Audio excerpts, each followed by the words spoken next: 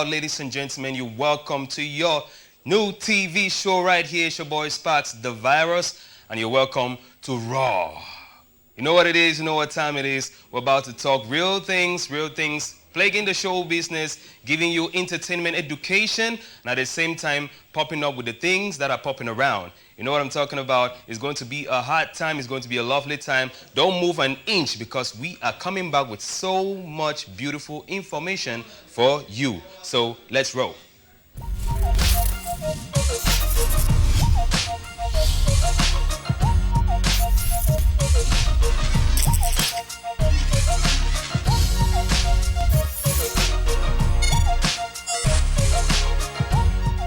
And yes, I couldn't do this show by myself today. I had to bring along someone who is so vital when it comes to knowledge in this show business of ours, especially talking about music. So, ladies and gentlemen, I'm here with none other but the one and only. I might introduce him like a wrestler because he's a smackdown when it comes to music business. You need to know who I'm talking about. It's none other but my brother from another mother, Monsieur Rene Matik.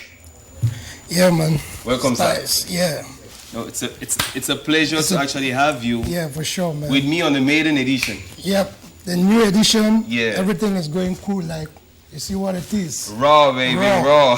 So we're about to give it raw. Yeah. As so it is. We're about to bring up young lions. We're about to teach them how it is done and how it happens for real in showbiz. So, Mr. Rene, we dive straight into it. And ladies and gentlemen, we have very interesting topics today for you, especially you, the young artist out there who is trying to make it in this music business. It's really been challenging. It's an uphill climb. We all know that. But there are ways out. There are little tidbits that if you get to know, you get knowledgeable about them, you are going to find your way into this. And this is what Raw is all about. Rare original art revealing. We make you reveal your art to the world in a beautiful way. Be original, be rare, and be real. So, Mr. Rene, first up, you know, this name, Immortal Matik. Yes. It's Immortal, your real name? Yeah, Immortal has been attached to my name for a very long time, you know, like almost 20 years now. No, definitely you are Immortal because sincerely, the first day I spoke with him, I was marveled. I was blown away. So he is an artist manager and a music business consultant. So ladies and gentlemen, you want to have his number because there's a lot he's going to give to you. So let's dive straight into it, Mr. Rene. Ladies, I want to help some brothers out there, brothers and sisters who don't know what some of these things are. So I would like for us to let them in on this. What is a record deal? Yeah, a record deal, you know, record deal is it's like an investment that a company is trying to get somebody with a talent to invest on. Okay. So you automatically get into a deal with that company which stands like an investor. I see. So, but record deals comes in different facets, you know. Okay. Have different facets that it comes because there are various record deals. Yes. You know, there are distribution deals, there are publishing deals. Okay. Then you have the general deals that they call the 360. Ah, yes. I think I've heard of that. Yes. 360 now is like a multi-right deals. Oh, okay. So 360 now is what most of these record companies do give to artists. Okay. You know. All right. I know a lot of words are coming through to you and you're wondering like, what is 360? What is publishing? All of that. This is simple English, just as the words sound. Those are how the deals are. And before we dive straight into the next question, I would just like for you, viewers, to you know, take your time out while we are talking. You equally think of the way forward. So our question for you today, if you have responses, you're going to give to the number on the screen, text messages only. What way forward for Cameroonian music? Our music has faced laws and some other things that people thought are good or bad and so on. What do you think about that? What are your views? What are your perspectives? So back to you, Mr. Rene. Yeah. Are there really good and bad record deals? Well, sometimes I can't say the record deals are bad, but it just depends on, you don't have to be ignorant about the deal. That's why you see sometimes when an artist has been signed, you actually need a legal team to read the contract because you cannot just jump into a record deals like that. Okay. But there are certain record deals that they are really bad. Yes, there are certain record deals that are bad, but some can actually make an artist become a star. Okay. Not like something that will happen overnight. Overnight, okay. Because record companies, they are just like banks. Okay. They operate like banks. Oh, you know? I like that particular metaphor. Yeah, they actually operate like banks because you cannot just walk into a bank and you demand for loan. Yes. You know, you have to present them something. Okay. So that's how record companies work. Oh, this is definitely very interesting because me, as the artist side of me, I used to think that when you have to get signed, I mean, like let's put it in the real word, television is what actually makes us think that music is easy.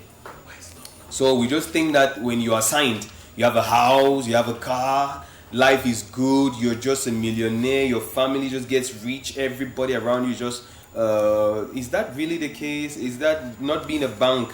Is that what this is really talking about? Yeah, that's one of the mentality that a lot of artists do right with that mentality, but I'll advise them that take out that mentality. Okay. Because even if you see in sports, in sports, when they sign you to a club, they have to prepare you before putting you inside the main pitch to play. Yes, you be on the bench for a while. Yeah, for a while, then follow up and all those things. So that's the same way that record companies operate.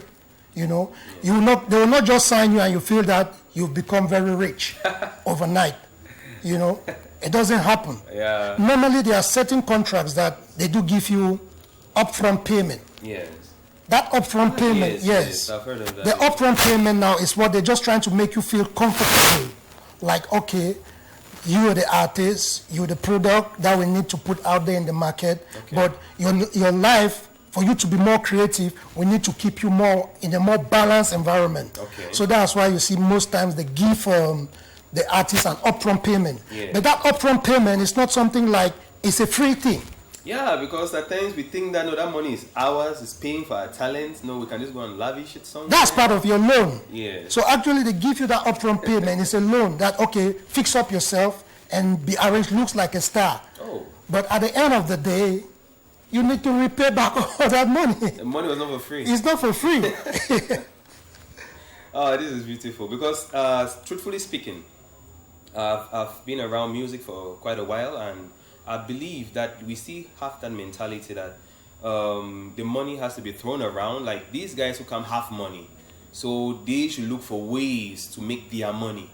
So not necessarily you know just how to sing, you have your voice or your bars, your lyrics, that's all you have. They should come, give you money, and then look for their way in the market with that. Is that really how it's supposed to be? No, it doesn't. It don't actually works like that because a record company operates in a mechanism. Okay. Yeah. So once they get you the artist, you have the talent. The talent is there, but the talent doesn't guarantee you that you will be successful. Of course. Because they need to bring in a mechanism that is working to invest in that talent, and it's not only the money. There are different things that they need to put in to actually put you out there. Yes.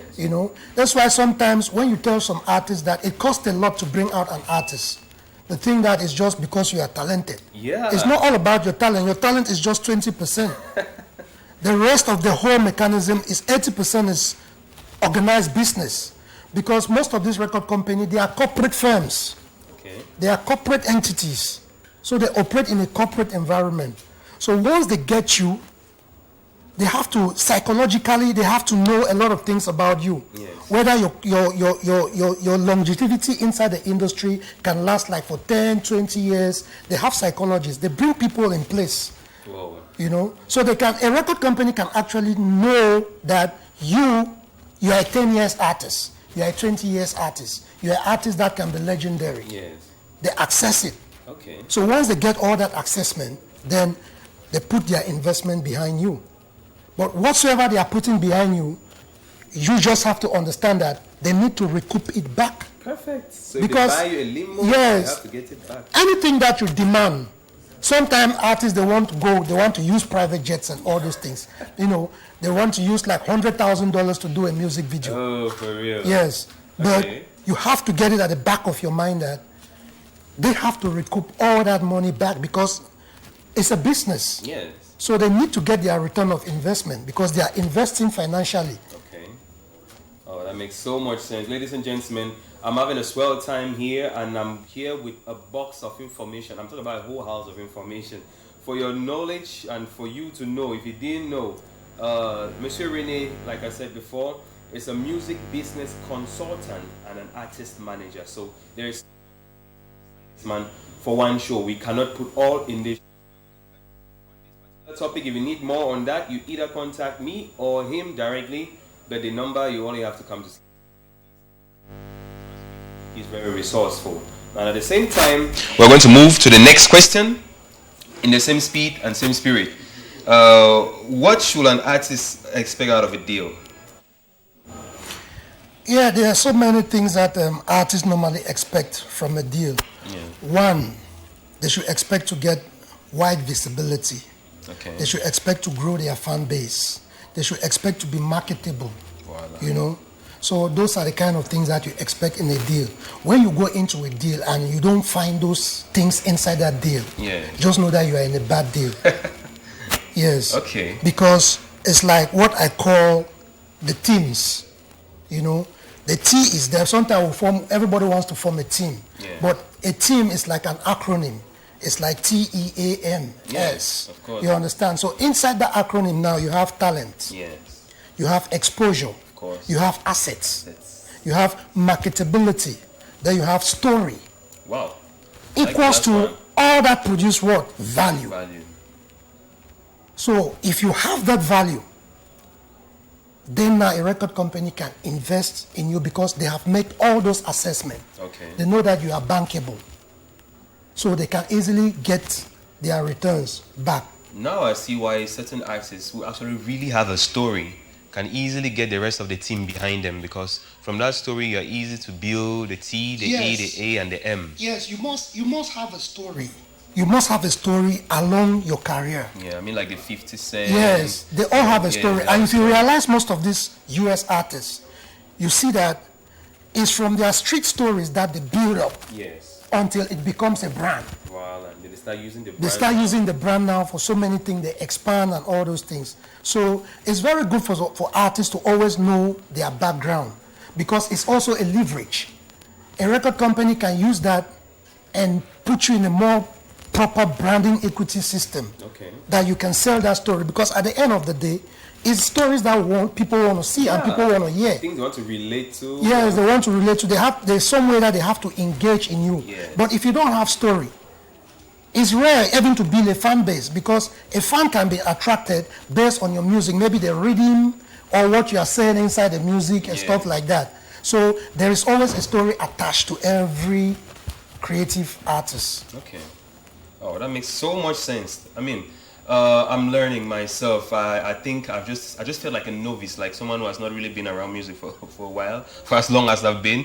I mean, there is so much that we need to work on. And one small advice I want to give other artists out there is that you don't just sell music, you sell a brand, like Monsieur Rene said. You don't just sell music, you sell a brand. So you walk your way towards a brand, and from there, every other thing comes to life. So, Monsieur Rene, on this particular question, particular topic, let's have the last question, because, you know, a lot of deals come and go. We find people come together, fall apart. Today, you hear that a new artist has been signed. The whole place is lights, glitz, glam, cameras. The next minute, it's all war in the courts and all that. So, what does it? Are there ever really winners or losers when deals go sour? Yeah, they are always losers.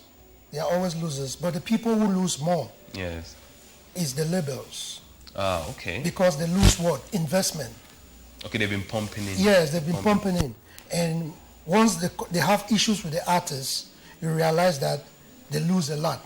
Because you've been spending on an artist's career for the past 5 years. Yeah. And later on the deal go and everybody's trying to go their separate ways. So the loser is always the label, not even the artist. Because an artist is like, I'll just say they are like, they're a product that is publicly demanding. Okay. So an artist can leave one label, before you know he picks up another label, because sometimes they are like musical prostitutes. Yeah, I know a lot of them. Yes.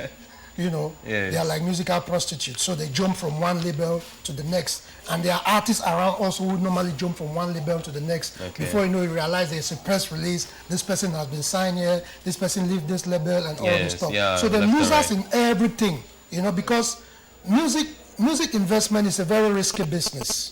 Very, very. Mostly when we are dealing with the African context. Yes, because there's nothing certain. Yes, There's because no we are living in a very uncertainty environment. Yes. So if you see somebody that is trying to put in an investment in you, in your talent, Yes. then you have to really understand that it takes a whole lot. So that talent, like I said, is just 20%. The rest of the 80% is business. Yeah. So that person is taking risk Yeah. without even having a guarantee of return, of making the returns back. But they have the confidence that somehow they will push. And when you started getting that exposure, that visibility, you become marketable, you started building a fan base, then they start to see maybe something comes in from your publishing and other stuff. Wow. You know? So if I speak from the artist side of it, we always like to think like maybe, you know, the labels are selfish, you know, have rights over my songs, my originals, my masters and all that. So when a label comes and is trying to take all of that, take control of every master they put money on, is it just because they're protecting themselves or is it because they're being greedy? No, they are not being greedy. They are protecting themselves. They are protecting their investment. Okay. Because at the end of the day, everything boils down to copyrights. Yeah. You know, intellectual property. So if somebody is investing in you, because normally in music you have two rights. You have the composition and the author's right, which is the composition done with the master right. Yeah. The master rights now is like who is investing financially into the project. Yeah. You know, so record labels must always own their rights. So if you are leaving a record label and you can still negotiate to have your masters, it's all good. Oh, good. You know, you look, for example, Jay-Z did it. Yeah, a lot of guys have done it just of recent. Just of recent. Yeah. He went to Def Jam. He becomes the president of Def Jam. He signed himself, signed his masters to himself. That was a smart move. Very smart. You know, then he gave away Rough Riders, DMX and the rest, and signed them out, you know, just to liberate them from that master chaos. Wow. Because at the end of the day, that's what many artists are still fighting. Taylor Swift just have her own masters of recent. Rihanna her own. So a lot of artists are still fighting to own those masters because that's your intellectual property. It contains your entire catalog, what you've been doing for the past years. Oh. Ladies and gentlemen, don't forget we have the question of the day. What way forward for our Cameroonian music? It's been facing a lot of beautiful sides and ugly sides. No, there's a lot of stories coming left and right. What do you think? What have you heard? What do you know? I want to hear from you from the streets. What do you have in mind that is a way forward for our 237 beautiful music? And don't forget to send us especially just your text messages, no calls please. Text messages at 678 028 885. 678 028 885. 678 028 885. Yeah, I mastered it. Let's have a jingle and we'll be right back with my brother here. It's lovely.